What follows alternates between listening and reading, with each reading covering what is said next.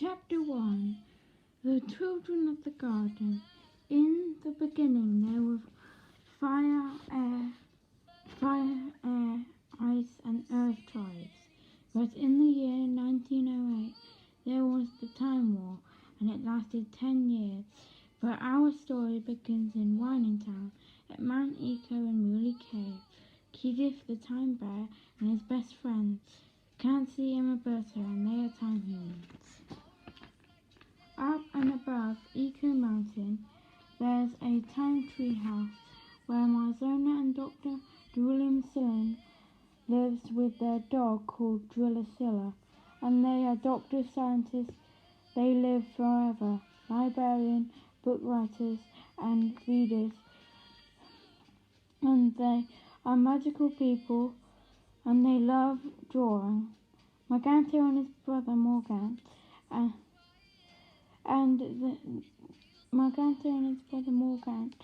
they are always loving the sun. They try to get less wearing clothes, but they don't show naughty stuff. When they go to the gym and in the library, when they're in the library, they take books.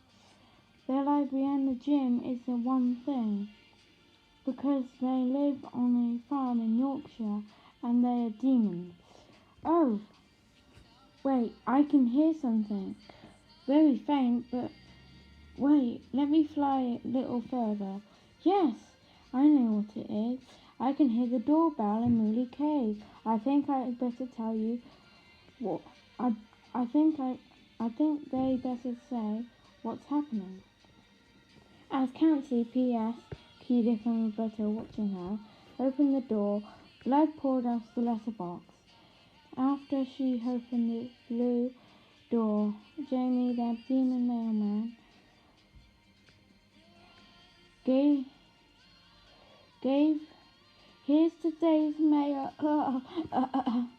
Jamie's body turned blacky red, and his third eye opened up and screamed. And he screamed, obviously. On the envelope,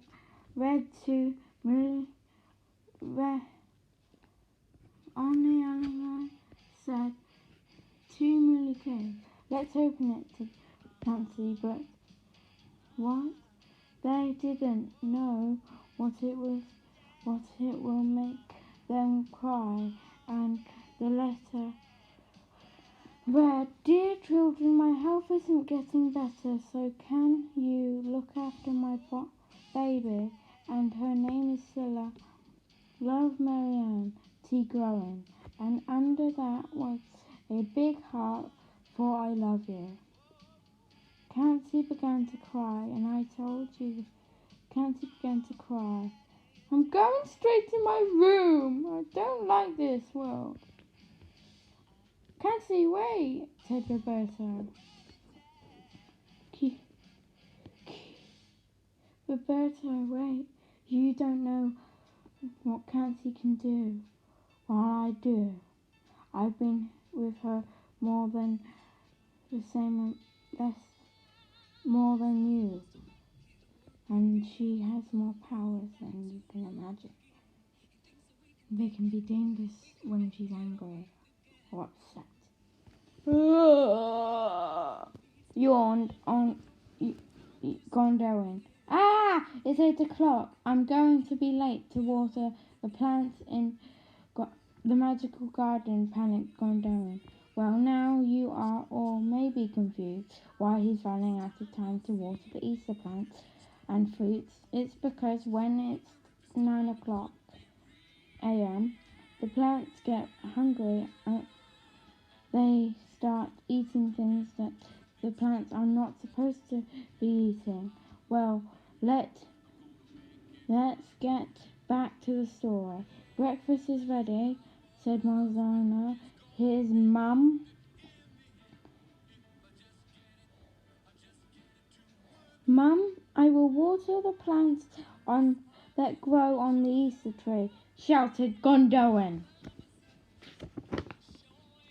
5 minutes later, Gondolin starts loading the van with magical food from the garden of magic and pre-made meals. Meanwhile, back in Mooley Cave, Edith and Nancy are getting ready to go to the marketplace. Edith and Nancy walked over to the Christmas market. They ran to the drink stand. Then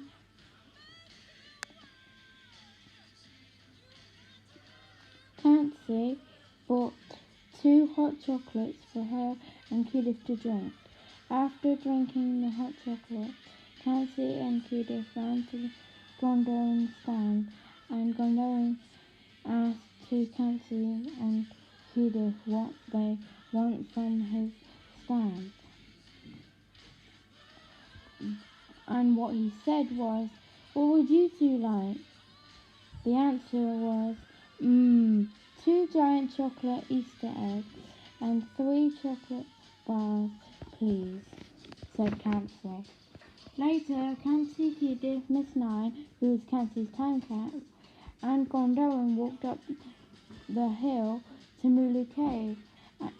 When they got in Mooley Cave, it was tea time, and what they had for tea was 2 giant peri-peri hot dogs. To drink was water. After tea, Nancy and Gondolin walked upstairs to Nancy's bedroom. She walked over to her bed and pulled out a small door in the wall. Then Gondolin walked through the doorway in the wall, and when he got out, he knew where he was, in the living room, where Sil was writing a story.